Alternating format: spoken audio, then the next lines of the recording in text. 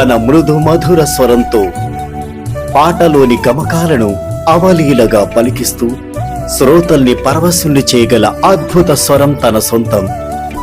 మోగబోయిన గొంతులో సరిగమని పలికిస్తుంది ఆమె మాట.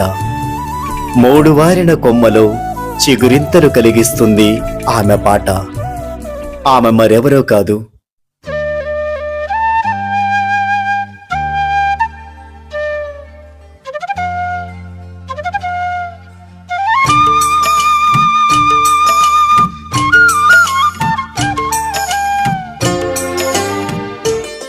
పుణ్య.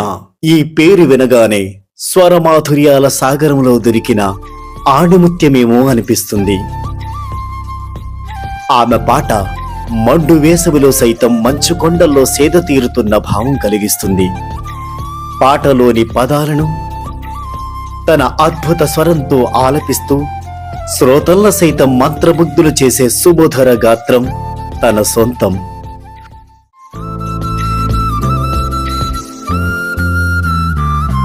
కోయిల పాటలో కమ్మదనం, వెన్నెల కిరణాల హాయిదనం. అది ఆమె పాటలో గొప్పదనం అంటే అతిశయోక్తి కాదు. మన గ్రూప్ సింగర్ జె కృష్ణ గారి న్యాయ నిర్ణయంలో వాయిస్ ఆఫ్ స్వరమాధుర్యాలలో తన మధుర గాత్రంతో నవమన్మధుడా అతి సుందరుడా అంటూ అత్యద్భుతంగా పాడి వినేవారి హృదయాలపై మంత్రం చల్లి ఈ మాసపు విజేతగా నిలిచారు.